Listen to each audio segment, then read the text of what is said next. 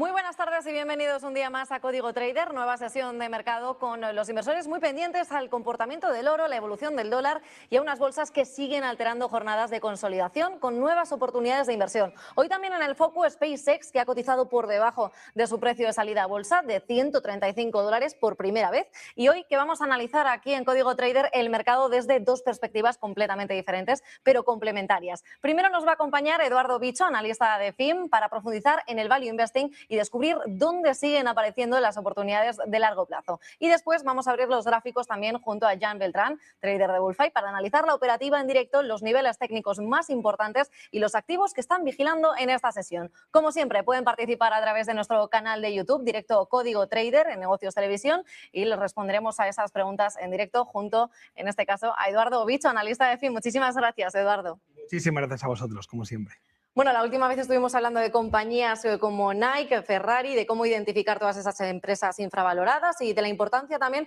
de mirar un poquito más allá de ese ruido diario del mercado. Primer análisis que vemos y primera fotografía antes de que comience ya la temporada estival. Bueno, de momento seguimos viendo un poco la consolidación en la última subida que ha experimentado el sector de las small caps, que también comentábamos un poco el valor oculto que siempre hay en empresas de pequeña o de mediana capitalización, un poco aislándonos de esas elevadas valoraciones que venimos comentando, que observamos dentro del sector tecnológico, sobre todo lo relacionado con la inteligencia artificial. Hay que recordar que el Russell 2000, donde están las 2000 principales empresas small caps estadounidenses, lleva una subida de en torno al 22%, prácticamente el doble que el S&P 500 en este 2026. Y bueno, pues en ese escenario podemos, si quieres, ir repasando algunos de los valores que hemos ido comentando programas atrás. El primero quizá, como comentabas, Ferrari. Ferrari, comentábamos la semana pasada que era muy interesante tanto a corto como al medio plazo, porque veíamos que tenía una estructura técnica que invitaba a tomar posiciones tanto a corto plazo como a largo plazo, además de los fundamentales que ya habíamos hablado de ellos en más de una ocasión, de esos ratios tan interesantes a los que cotiza. Y como podemos observar, hablábamos la semana pasada de que el primer objetivo técnico estaba entre los 340 y 350 euros, justo llegó a la zona de los 350, a esta tendencia bajista que venía de medio y largo plazo, y es donde se ha frenado, ha tomado impulso, ha experimentado una corrección técnica hasta apoyarse en esta media de 21 sesiones, y vamos a ver si es capaz de retomar nuevamente las alzas y atacar esa importante resistencia de los 350 euros. Ya comentaba la semana pasada que las últimas noticias relevantes que han salido en torno a la compañía ha sido ese lanzamiento del nuevo modelo, el cual ya ha agotado todas sus existencias hasta finales de 2027, y creo que sigue siendo una buena alternativa a aquellos que hayan aprovechado esa operativa de corto plazo con ese objetivo que poníamos en los 340 o 350, habrá obtenido una rentabilidad entre el 10 y el 15% en apenas unas semanas, pero insisto, creo que es un valor para tenerlo en cartera con vistas a medio y largo plazo, ya que considero que sigue cotizando con cierto descuento con respecto a sus fundamentales. Enseguida seguimos hablando también de otras compañías como por ejemplo Nike, pero antes, ya que has hecho referencia al Russell 2000, Eduardo, nos llamaba la atención, especialmente ayer también en el cierre de Wall Street, que llegaba a niveles que no se veían desde 2003. ¿Por qué pequeñas y medianas empresas de Estados Unidos? Bueno, sin duda, porque yo creo que es el trasvase que está habiendo de esas compañías exageradamente caras. El ejemplo claro, ya lo comentábamos también días antes de la IPO, lo hemos visto en el caso de SpaceX. Ya comentamos, no tenía ningún sentido la valoración a la que salía. También comentamos que en los primeros días lo podía hacer bien fruto a los principales bancos colocadores, que eran los principales interesados en que fuera un éxito el lanzamiento de la OPV, pero finalmente hemos visto como a poco ha ido perdiendo fuelle y ya se encuentra por debajo de ese precio en el que salía a cotizar. Aquí vemos el gráfico en pantalla. Observamos cómo después de alcanzar niveles de $224, poco a poco ha ido bajando y ahora mismo ya se encuentra en los mínimos desde que ha salido a cotizar. Así que creo que es un momento en el que debemos estar atentos, en el que debemos realizar un análisis minucioso para intentar evitar esas trampas de valor o esas esos excesos en cuanto a las valoraciones que estamos viendo en muchos sectores, sobre todo en el sector tecnológico, como hemos comentado al principio, y de ahí que vayamos buscando oportunidades en valores que quizá han sido excesivamente castigados, como veíamos el caso de Ferrari, como veíamos el caso de Adobe, como veíamos el caso de Nike, ya que creo que son oportunidades interesantes a medio y largo plazo porque son compañías que han demostrado tener un track record lo suficientemente sólido para pensar que durante los próximos 20 o 30 años son compañías que puedan seguir estando en el mercado. ¿Crees que aún así el mercado sigue siendo algo selectivo o prácticamente todo está cotizando bastante caro? Bueno, creo que hay divergencias bastante importantes entre todo lo que tiene que ver con inteligencia artificial. Luego tenemos dentro del sector tecnológico, tenemos el sector del software que ha sido duramente castigado por esa irrupción de la inteligencia artificial que parece que se va a cargar, o es la sensación que da en el mercado ante las caídas del sector software, a todo este sector, y es lo que va a tener que ir demostrando poco a poco esa inteligencia artificial que, como comentaba semanas atrás, va a tener que demostrar trimestre a trimestre muchas de estas compañías que siguen rozando la excelencia en cuanto a los resultados, y en el caso de que no sea así y que el retorno que se espera de la inteligencia artificial no sea todo lo bueno que se está descontando en los precios que estamos pagando actualmente en el mercado, pues es donde creo que vamos a ver un aumento de la volatilidad, como ya estamos viendo en algunas ocasiones, y caídas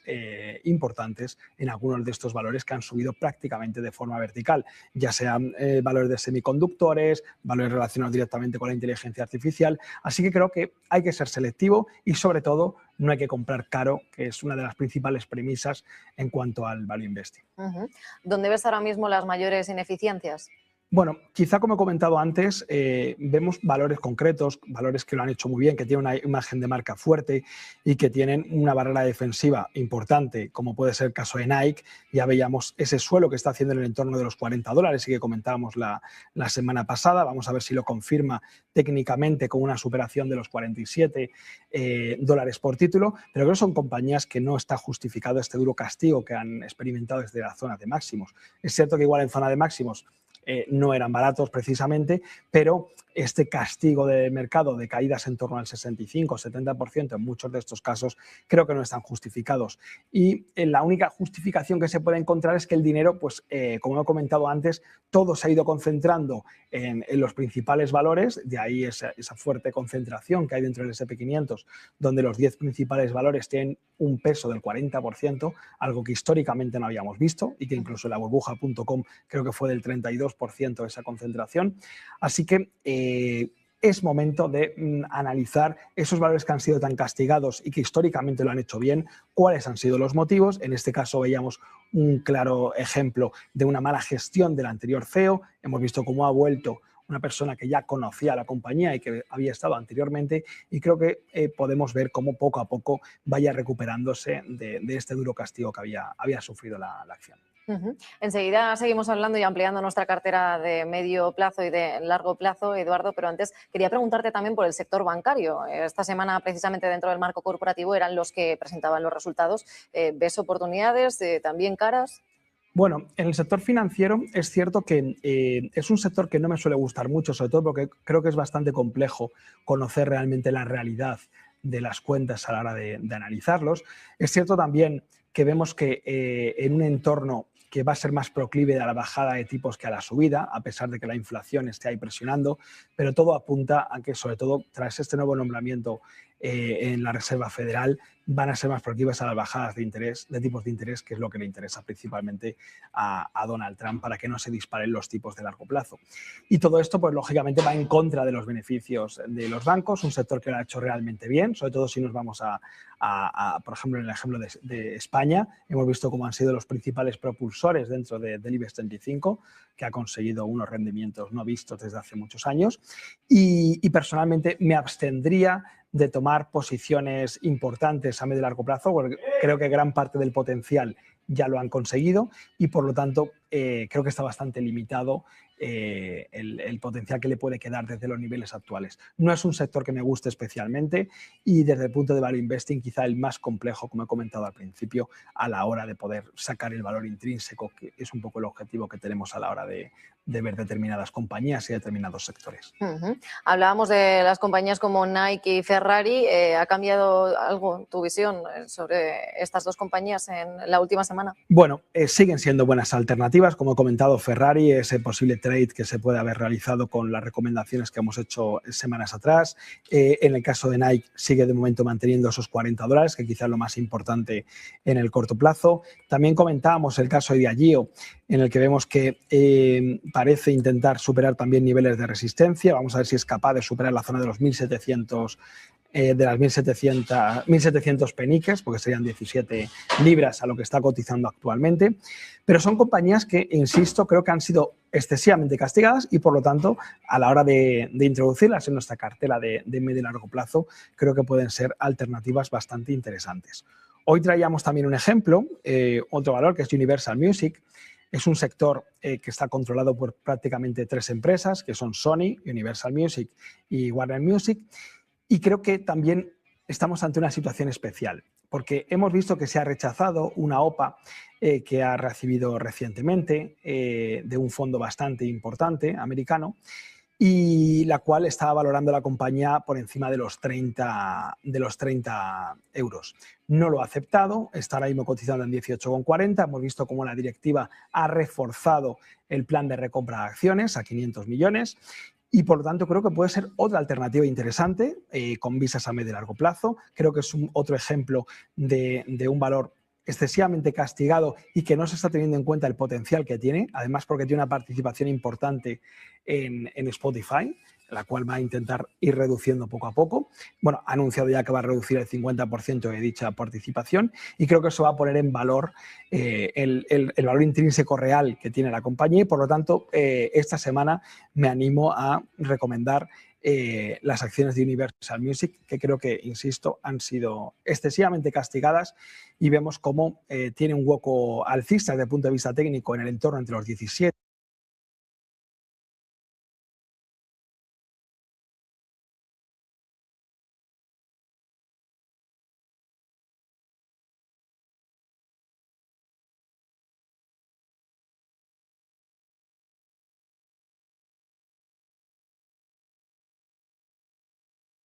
Tiene un hueco alcista desde el punto de vista técnico en el entorno entre los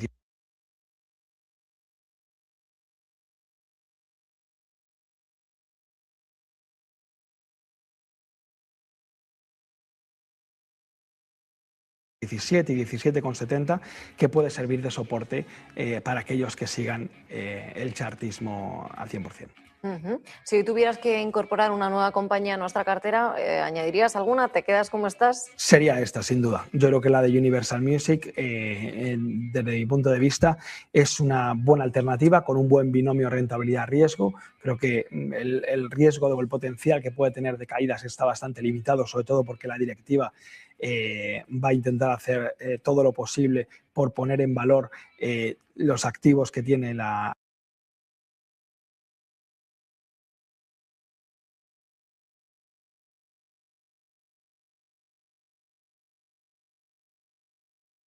compañía y sobre todo con este plan de recompra que he comentado, que creo que va a reforzar bastante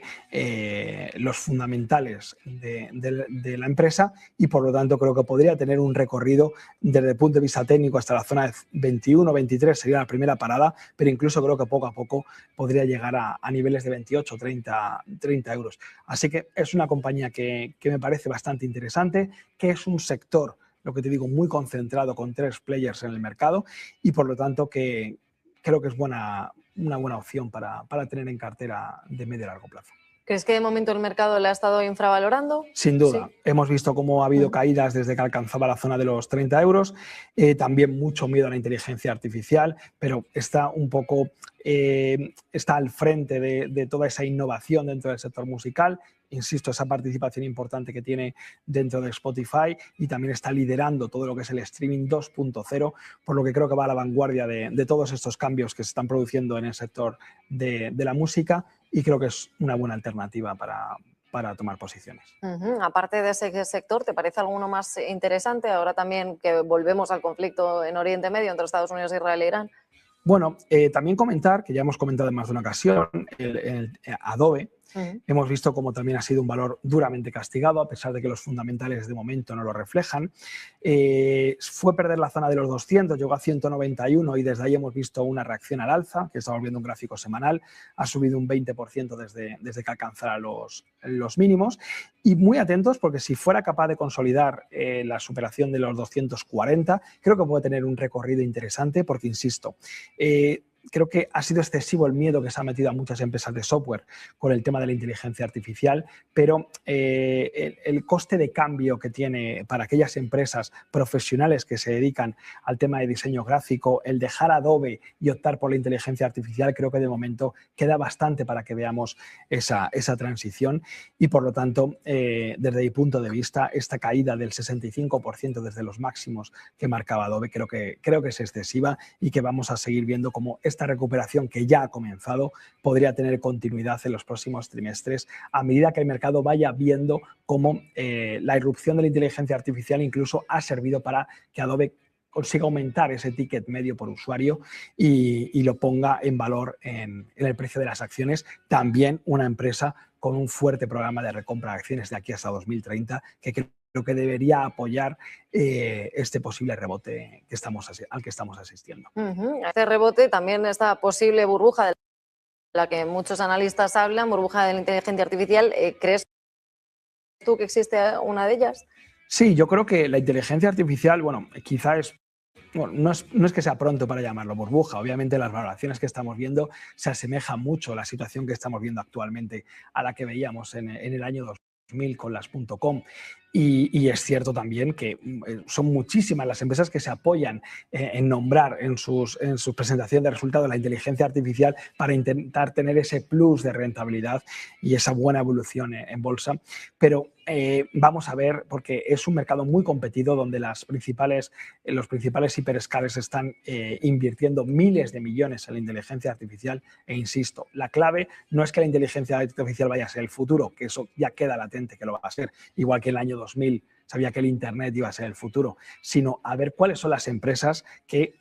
retornos obtienen de esos miles de millones que están invirtiendo, y ahí veremos si ha sido una buena inversión o, a pesar de ese esfuerzo que han hecho, no son capaces de competir con el resto del players del mercado. Y ya lo hemos visto en un primer momento cuando se inteligencia artificial, todo el mundo hablaba de ChatGPT, ahora luego fue Gemini el que tomaba el protagonismo, luego fue Claude de Anthropic, y vemos cómo pues, esa competencia al fin y al cabo se limita a que las suscripciones medias de cada uno, de momento ninguno se atreve a salirse de esos $20 al mes que cobra cada una. Entonces, vamos a ver, porque hay muchísimo dinero ahí metido, muchísimas expectativas con respecto al retorno que se va a obtener, y en cuanto se empieza a ver que igual el retorno no es el esperado, no se van a poder justificar las altas valoraciones que estamos viendo en muchas de estas compañías que ya de por sí cotizan a múltiplos históricamente altos. Definitivamente un sector y un mercado muy competitivo, y también que estamos observando que hay un inversor muy exigente también por ver esos beneficios de inteligencia artificial cuanto antes. También con la salida de DeepSeek, ayer conocíamos que ya están preparando la salida a bolsa. ¿Cómo crees que reaccionaría el mercado? Bueno, es cierto que tanto esta salida de DeepSeek como las que se esperan de Anthropic, de OpenAI, que ya alguna está pensando en retrasarla para 2027, creo que están un poco aprovechándose de este FOMO que sigue habiendo por la inteligencia artificial. Bueno, el primero que intentó beneficiarse fue Elon Musk con la salida de SpaceX, pero ya hemos visto el resultado, 2 días buenos, y de ahí todo lo que se había prometido y todo ese, de momento no se está viendo ya reflejado en el precio de la acción, porque yo creo que cada vez el mercado va siendo más consciente de esos excesos que se están viendo actualmente. Y de ahí esa rotación que yo creo que es lógica, que tiene que seguir habiendo. Es decir, ese Russell 2000 que ha subido un 20% en lo que lleva de año, lógicamente ese dinero está saliendo de esas grandes tecnológicas. Y en algunas de ellas vemos cómo cuando presentan resultados, a pesar de presentar resultados buenos, ya el mercado no se conforma con que sean buenos. O sea, buscan que pulvericen las expectativas. Y si no es así, es cuando ya vamos viendo que hay volatilidad, hay nerviosismo y sobre todo ese efecto cadena que se puede producir, porque como he comentado antes, al estar tan concentrado el mercado, el 40% del peso en 10 acciones, y todas tener un elemento común que es la inteligencia artificial, en cuanto una de ellas empieza a demostrar que igual no es todo tan bonito como se espera en cuanto al retorno esperado de la inteligencia artificial, se va a provocar un efecto dominó, que eso puede provocar caídas en vertical, igual que hemos visto subidas en vertical en el S&P 500. Y a todo esto añadimos lo que ya hablamos en más de una ocasión. Es un año especial por las elecciones de medio mandato y creo que los datos macro, está todo un poco maquillado, se está intentando maquillar para no ver caídas importantes y a la mínima que vemos cierta corrección empiezan a salir o noticias por parte de Donald Trump o con respecto a la guerra o datos que, bueno, son interpretables. Así que, dicho esto, creo que lo importante como inversores es que mantenemos la calma, no nos dejemos llevar por las modas, seamos conscientes de los precios que estamos pagando, porque el riesgo real que hay ahora mismo es comprar acciones que igual si el mercado se ajusta y retrocede a la media, igual son precios que no volvemos a ver, como pasó en la burbuja.com. Hay empresas que han tardado en recuperar 10, 15 años los precios que alcanzaban. Y lo peor de todo es que hay muchas de ellas que han quebrado. Entonces, por eso hay que tener los pies en la tierra, seguir confiando para aquellos que empiecen en compañías que, insisto, que tengan un track record, que ya lleven un historial, como puede ser Nike, como puede ser de allí. Son empresas que llevan muchísimos años en el mercado y que, bueno, pues a pesar de esos problemas puntuales que puedan haber tenido, creo que son compañías que seguramente podrán seguir estando ahí dentro de unos años, cosa que muchas de la inteligencia artificial son empresas nuevas y ahí no tenemos esa seguridad de que dentro de 10 años puedan seguir estando a pesar de las fuertes inversiones que están realizando ahora mismo. Aparcamos la inteligencia artificial, pasamos al sector energético. Hemos visto también fluctuaciones, subidas en el precio del crudo después de la vuelta a los ataques entre Estados Unidos, Israel e Irán.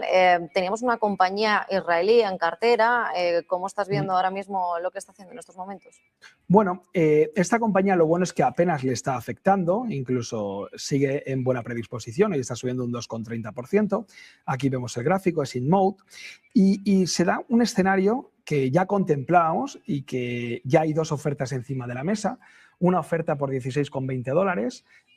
de una de las empresas donde está incluso el fundador metido. Una segunda oferta que hicieron hace relativamente poco, hace una semana y media, de uno de los insiders a 16,75. Y de momento la acción está en 15,26, ha recuperado desde la zona de los 13,40 que alcanzaba de mínimos. Sigo pensando que es una buena alternativa para tenerla en cartera porque ya te están dando un poco la idea de a qué precios se podría ir. Tiene ese margen entre un 10, un 12% de upside hasta esos precios. Y todo esto teniendo en cuenta que ahora será el comité de expertos independientes el que valore ambas ofertas. Hay que recordar que en enero ya le ha realizado una oferta por el 51% de las acciones de la compañía a $18, la cual rechazaron porque la consideraban insuficiente. Vamos a ver cómo se pronuncian, pero insisto, creo que a estos precios creo que hay más a ganar que a perder porque hay esa guerra entre insiders por hacerse con la compañía, una compañía que es líder del sector, una compañía que capitaliza $900 millones cuando tiene $530 millones en caja, por lo que creo que se dan todos los ingredientes para que limitan bastante la posibilidad de una caída en el precio de las acciones cuando hay tantos interesados por hacerse con el control de esta compañía israelí. Pasamos a un nuevo escenario. Eduardo, si hoy tuvieras que construir una cartera desde cero, ¿en qué 3 sectores empezarías? Bueno, quizá el oro, que ya lo hemos comentado más de una ocasión y que incluso sigue ahí, es verdad que técnicamente necesita recuperar la zona de los $4.200, porque en caso contrario, como comentábamos la semana pasada, si viéramos la perforación de la zona de los $3.980 en cierre diario o cierre semanal, podríamos asistir a un nuevo tramo correctivo que le llevase hasta la zona de los 3.600, o sea, una corrección en torno al 10% aproximadamente, pero sigo pensando que es una muy buena alternativa con vistas a medio y largo plazo. Sigo pensando que esa irresponsabilidad desde el punto de vista fiscal por parte de los bancos centrales va a hacer que siga siendo